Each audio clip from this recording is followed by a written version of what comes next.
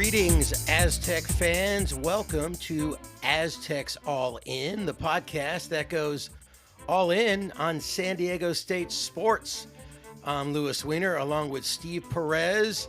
And Steve, the Aztecs got trampled by the Lopes. Hey, Louis, thanks for making the electronic connection to Aztecs All In. It's that holiday season, so hopefully you have a little bit of that spirit going. My spirit is a little less spirited after last night's Aztec game, but we'll talk about that in a bit. Coming up in this week's episode, number 28 of Aztecs All In, the 25th ranked SDSU men's basketball team most likely won't be ranked next week after falling to the Antelopes of Grand Canyon U inside an arena that felt more like a rock concert than a basketball game.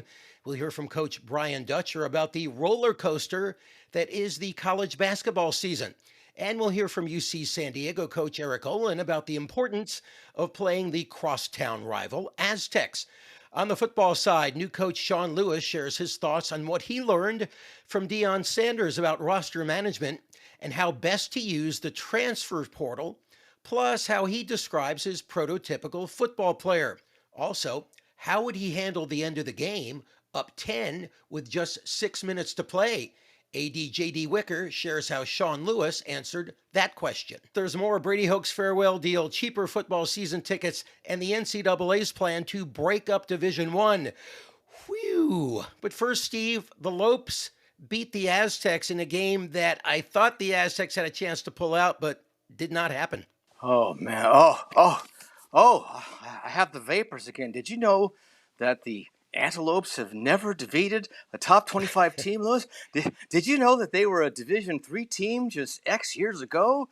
And that they a great shot blocking team? And that the preseason WAC favorite?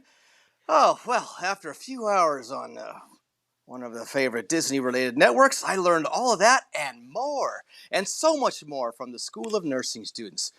Yeah, 79-73, Aztecs lose. Game was tied at 52. Aztecs then fell behind 13 inside 5 minutes. They tried another valiant comeback like against UCSD, but this time it did not work. Not enough down the stretch. It's good for the School of Nursing students. We wish them well. Yeah. Aztecs led 41-40 after a 13-5 run to start the second half. And it looked like they were going to get things going, but it just did not happen. And according to Mark Ziegler of the Union Tribune, the Aztecs could have gotten out of this game without having to go play there with a $150,000 buyout. So they could have paid $150,000 and avoided this loss, which kind of dinked them in the net rankings. They fell from 3 spots from 27 to 24. But I don't think it's going to kill them overall, because at the end of the season, nobody's going to look back and say, hey, they lost to Grand Canyon U. My heavens. Yeah, and we thank Richard Stern, also the Assistant AD of Media Relations, for stats and notes coming to us all season long. You know, the biggest lead in the game, I think, was 13 in the second, and the Lopes, the Antelopes, and then they kind of were shorted to the Lopes. So at the end, I was thinking they were going to just call them the Us. But the Us led for nearly 33 minutes of that game, and the Aztecs were out-rebounded by 8. And I was surprised because it felt like the Us had out-rebounded the Aztecs mightily on the defensive boards because they were getting so many second chances. But the margin there was pretty slim. But the Aztecs got 19 boards on defense. The Us came up with 10 on the offensive end. So I think overall, to one more look back, it was kind of one of those games where I think they may have missed Kashad Johnson, who was the leading scorer for the Aztecs in the championship game. 6'7", 225. He's got the NBA frame. He's now at Arizona. He's averaging 12 in his 24 minutes, along with 6 rebounds and a shot block. But on balance, it was one of those games that the Aztecs are now going to have to learn from in a loss, where in previous games, as Coach Dutcher said, they were able to have the privilege of learning while they win. Yeah, after the game, Coach Dutcher talked about the rebounding discrepancy. They were out-rebounded offensively by the Lopes, but it was close, 13-10. But what Coach Dutcher said the difference is that the Lopes were able to score on their offensive boards and the Aztecs were not. Jaden Ledee, who scored 24 points, had a really good game. Coach Dutcher said he draws contact, but not enough to get the fouls called. He says it's much like Matt Bradley last year. He says he's not getting to the foul line and he has to work on that because he's not being rewarded under the basket because it's such a big dude, right? And they don't call the fouls against him. From the television view, it did look like the guys underneath were able to get away with a little bit more. And the theme is, if for any opponent, that's the guy you want to try to double up inside because he does have a tendency to try going for the basket even sometimes when that shot is not there because he's so well covered.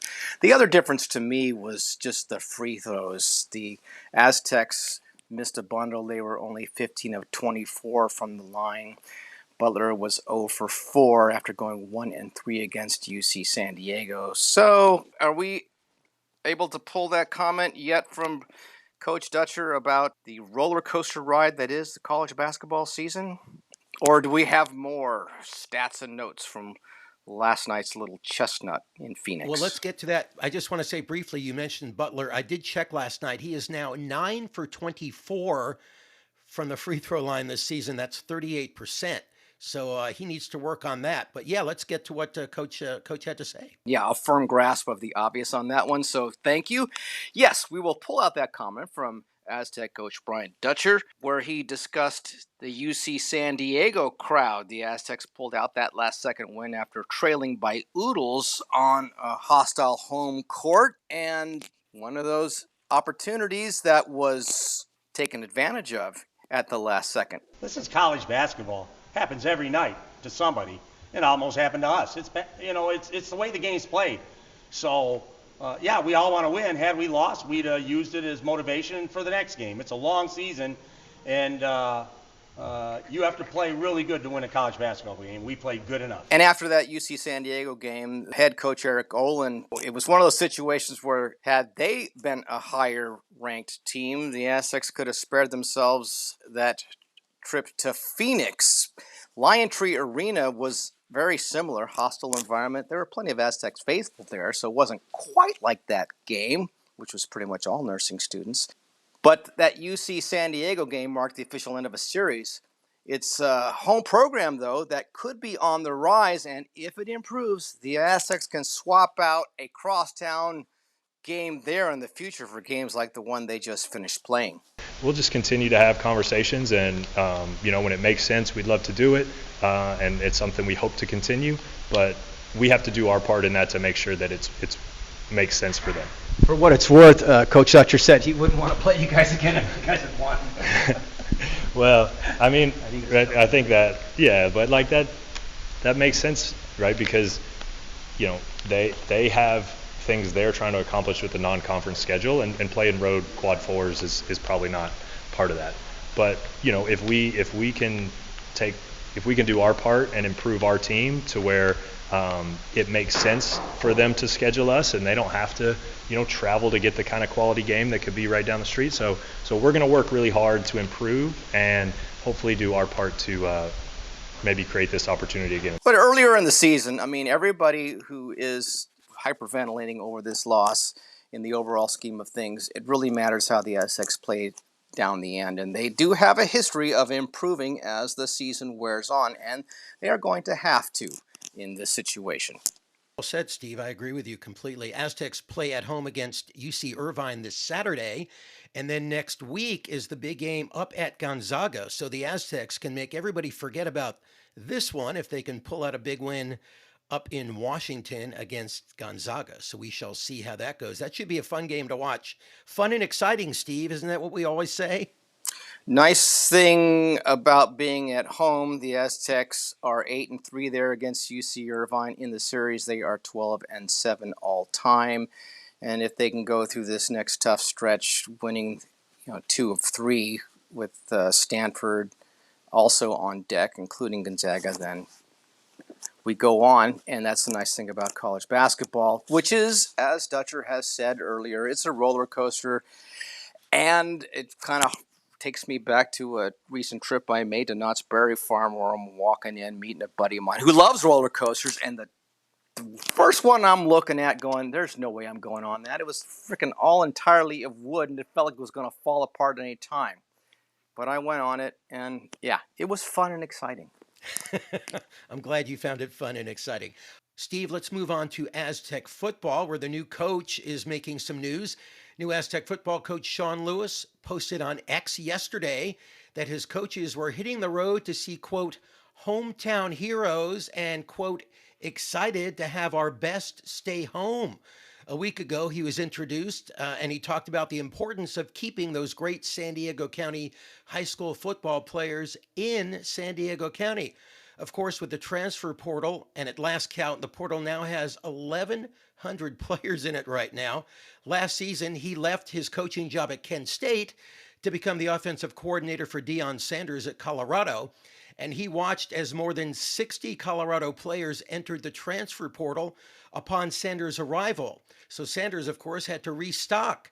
Last week, when the coach was introduced, he was asked what he learned about roster construction from Coach Sanders. Yeah, I mean, again, there's lots of lessons learned from Coach in terms of roster management. I think everyone has a different style and a different perspective on that. There's going to be a time and a place where you need to go to the portal and you need to be able to supplement your roster in different areas, so that you can maximize that, because that's one of the talent acquisition buckets that's available there, along like junior colleges and obviously the high school. But for me, and again, maybe it's my background as being a high school coach, to where I think the most value and the most bang for your buck that you're going to get is be able to establish a relationship with a high school player, get to know them and their family and their sphere of influence that's around them, what's important to them, and then being able to prove to them and show to them that this is the best spot for them and where they're going to grow, and so that they can entrust in you their career that basically in essence is what they're giving to you, right, when they decide to come to you, right? So we're gonna grow them from within, right? And then we got to do a great job with those bonds and that relationship and being able to retain them, because when they become all conference players, right, everyone else is going to want them, right? And so having, again, all the resources in place that we need to be able to do that. But again, to me, it comes down to the people and having those relationships. And then again, even as we tap into the portal, right, we need to do our great due diligence in vetting out why those young men are in the portal, right, and what it is that they're looking for. So that, again, that's a good marriage on both sides, and it's not just a one-way street. So, Steve, he's talking about getting those high school players not just to come here, but then having them stay later on as their career progresses, and that's going to be hard. Yes, it will be, and we'll get into one of the big reasons for that later on. But it was an interesting availability there inside the locker room, and we do know that Coach Prime had a lot of reality-based stuff, so people were curious at that time about how much more open and available this new regime would be. And Lewis talked about that, and hey, I also got a chance to get a question in there edgewise, which is kind of related to the last comment. There are some places that are still very sacred, that, to where our locker room and the places that the people of the organization earn the right to be in, those will be sacred, right? Because we want this to be very, very inclusive for all, and it will be, but it's going to be exclusive only for the people that can, uphold the high standards day in and day out. And so to me, there's some sacred spaces that we're going to protect. So this is our last time in here? No, that's not what I'm saying. What is the prototypical Sean Lewis player recruit potential? What do you? How much time you guys got? It's positionally, it is different for each position. Of course. For our talent acquisition process, we're going to have clearly defined standards and measurables that we're looking for each position. The thing that we will not compromise on is our person profile, okay? I want young men that are great teammates, that are great leaders, that enjoy hard work, and that have been through a little bit of adversity in their life, because when they get away from home and they get into this locker room that's full of the best of the best, they're going to be met with some adversity. And I think if you have those qualities and you have those traits, that regardless of what comes, you're going to have success, because you know you are where you're supposed to be. You're not going to look for greener pasture by finding the exit and going to the portal. And so by really vetting out who the people are, who the character and the resolve of the young men that we're bringing into this locker room, that we are entrusting the Aztec tradition to. We also had the opportunity to get some comments from J.D. Wicker on the hiring process. There were 2 Zoom calls involved, and they had one in person. Do recall San Diego State University President Del Torre saying, "That's the guy we want," after the face-to-face, I believe. The thing that J.D. emphasized in his comments was, even though there is this emphasis on up-tempo, fast, and throwing the football, the Aztecs have a history of being balanced to the point of maybe favoring the run game, and this is an opportunity to become more balanced. He was more concerned with how the coach would respond according to game situations. So, interesting comment he has about one of the questions that he had. Okay, there's 6 minutes left in the fourth quarter, and you've got the ball up 10. How are you going to play that? Because there's some coaches that will refuse to move off of how they play offense, and they'll go out and they'll throw 3 incompletions and run 30 seconds off the clock, and then the other team gets the ball, and all of a sudden bad things can happen. So I wanted someone who was exciting offensively but also brought balance to their game. So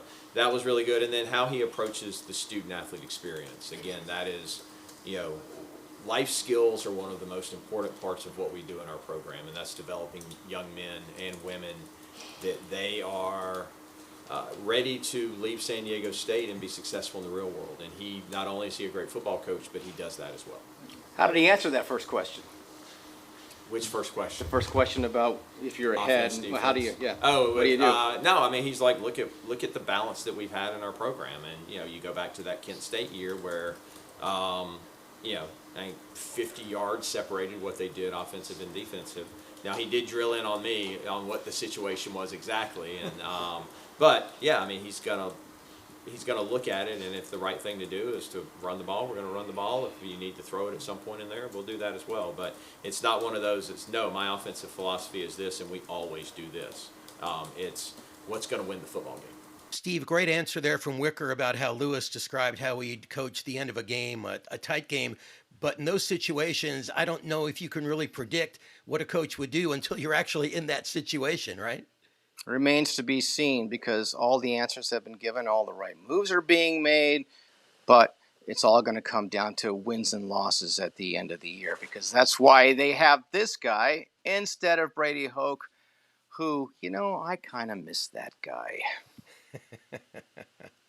Let's go into the coaching hires at this point. He has made short work of the task of remaking the staff. There's a couple of offensive and defensive coordinators, like Kirk Maddox is looking for new opportunities, and Sean Lewis has added 5 assistant coaches. These are respected, well-qualified coaches who he has known in the coaching world for a long time. In the overall scheme of things, that's something that we can get into more as the season wears on. One of the things I am interested in talking about just briefly is the role of Ryan Lindley, because he is someone who came into the program to coach quarterbacks.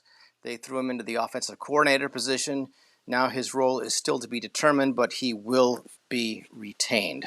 Steve, it's great to hear that Ryan Lindley will still be on the staff. He came over last year on a 2-year contract.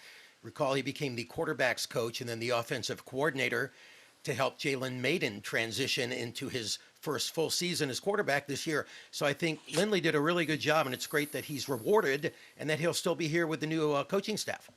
It's one of those catch-22s when you're looking at who to hire to fill a head coaching job. The paradox is you want somebody who has experience as a head coach, but how do you get the experience if you don't have the experience? We've all been there in various entities. So maybe Ryan Lindley will get some up-close and personal look at how being a head coach is actually managed by a young and energetic football mind.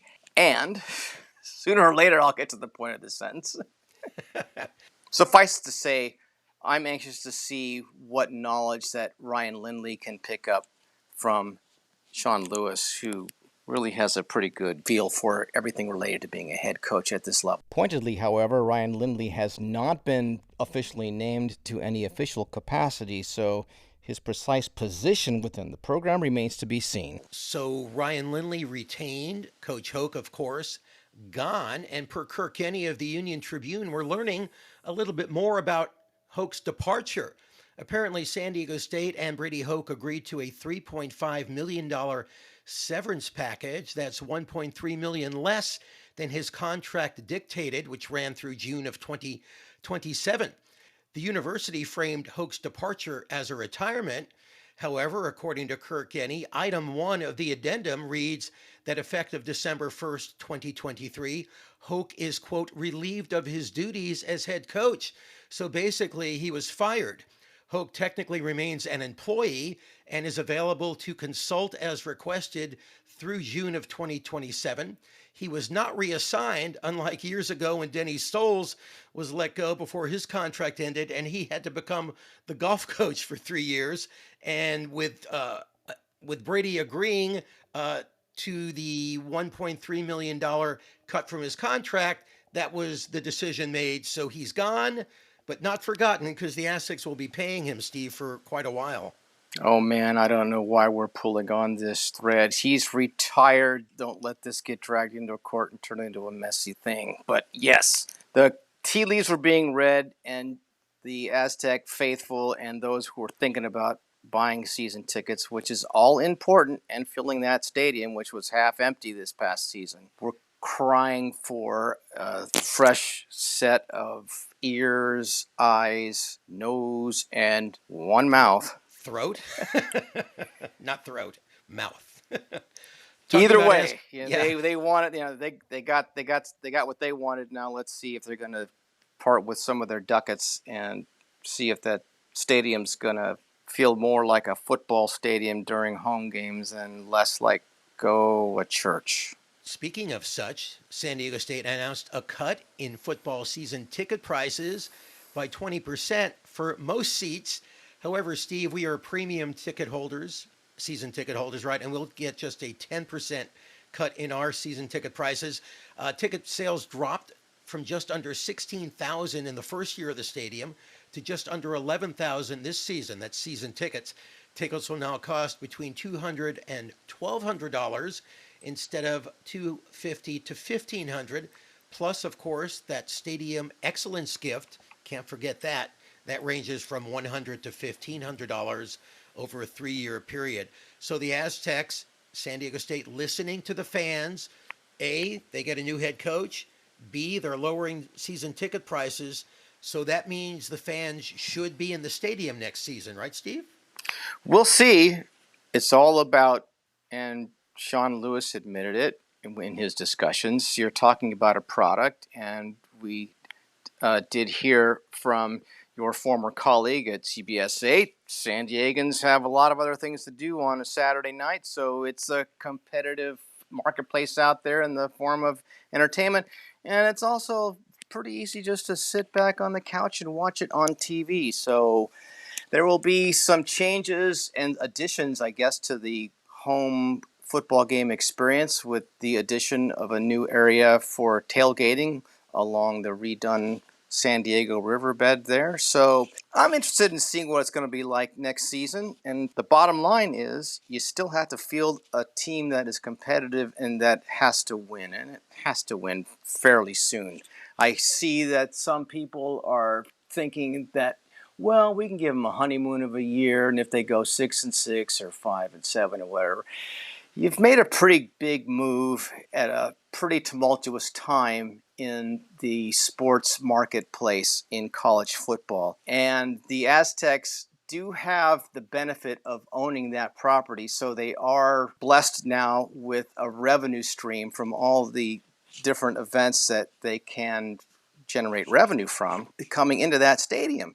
So they have the resources, they have the person in place. Can they get the players in, and can the coaches they are bringing in coach them up? That's all stuff that's still to be seen. Yeah, it will be interesting to see how many fans come to game one. Yes, there'll be a new coach, new players, but the Aztecs announced yesterday that the season opener will be August 31st against Texas A&M Commerce, not the regular Texas A&M, Texas A&M Commerce. So we'll see. I'm guessing that's that team isn't highly ranked or well known about. So we'll have to see how the fans come out to watch that one. Well, it beats bringing in an NFL quarterback of the future and getting the tar beat out of you by some team from somewhere in the Midwest. Where was it? Eastern Illinois. It's Jimmy happened. Garoppolo, yeah, we lost Yeah. that game. But yeah, one more comment about the whole Snapdragon Stadium and the last couple of years of Aztecs football, and that is this. They knew it was coming. They did a pretty good job of getting the measure passed to grant ownership of that area to San Diego State University. So they own it. They own everything that emanates from that area.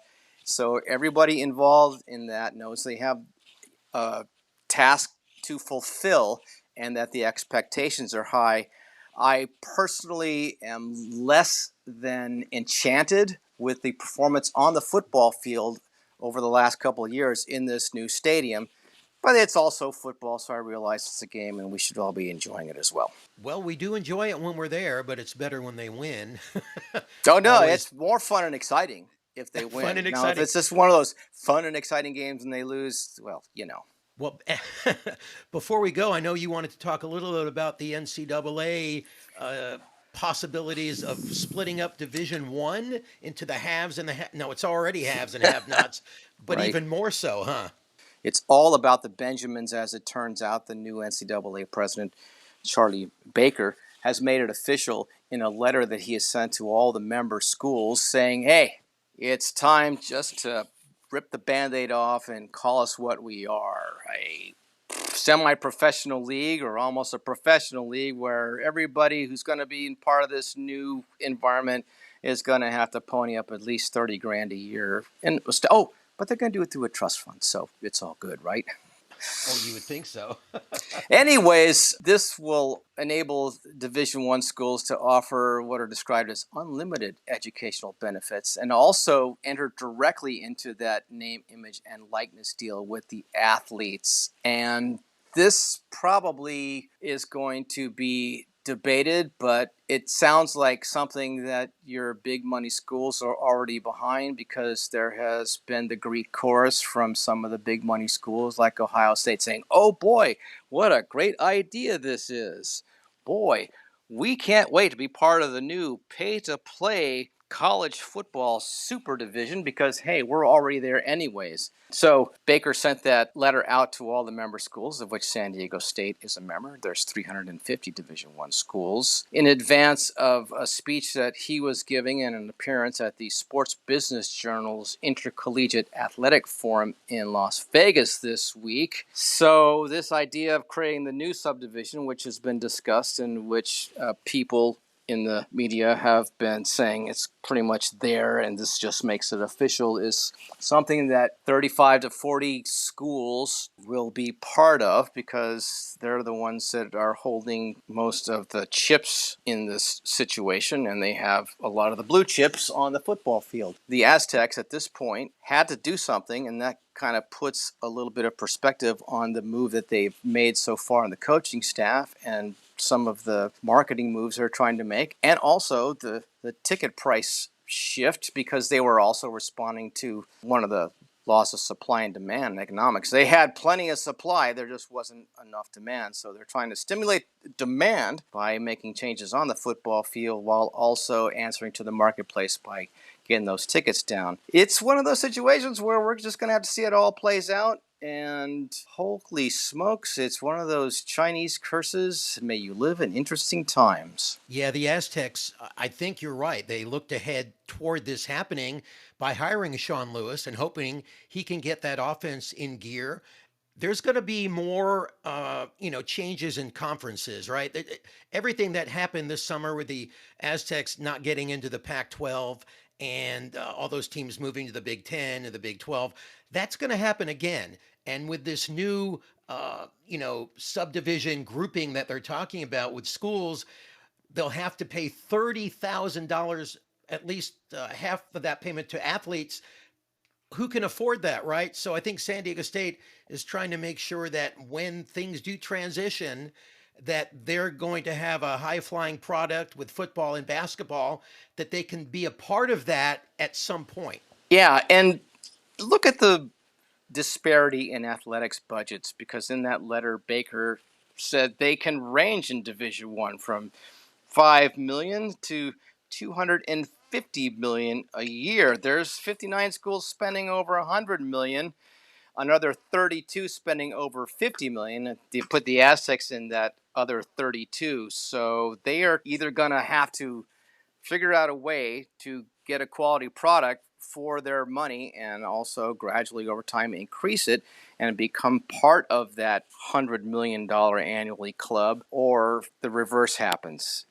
Nothing stays the same. Well, we shall see how this all is handled over the next year or so with the NCAA and the haves and the have-nots. Oh, yeah, just to throw in one more note about that, they have not officially, because all the schools, it hasn't been adequately explained to me how this whole process works. Is it a fait accompli, or is there going to be some sort of a formal vote? Everybody has to weigh in. The San Diego State University athletics director and its institution itself has yet to officially weigh in one way or the other on this proposal. So they are probably reading over the fine print, weighing their options, and talking to their fellow members of the Mountain West to see how they're going to respond.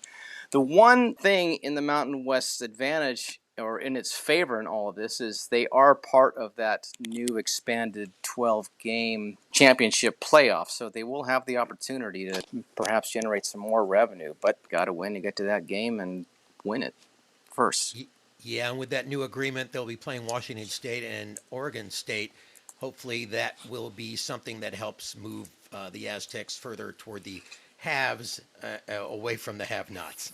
And we're all about that because we are Aztecs All In, which I think we pretty much exhausted the possibilities so far, unless you have anything else you'd like to throw in there, Lewis, at the end. Just want to be generous and in that holiday spirit. I think we've said all we need to say. We've had a chock full of information in this episode. Okay, we will talk to you again sometime soon, and hopefully it'll be not too long after the Aztecs take on UC Irvine at Viejas. So, with that, we will say thank you for checking us out on Aztecs All In. And if you want to keep up or connect with the Aztecs All In podcast, you can follow us on the X at Aztecs_all_in. Man, did you hear what Elon Musk said? Whoops, that's a whole other topic entirely. You can send us email too at aztecsallin@gmail.com. We are Aztecs All In, and we will visit again soon.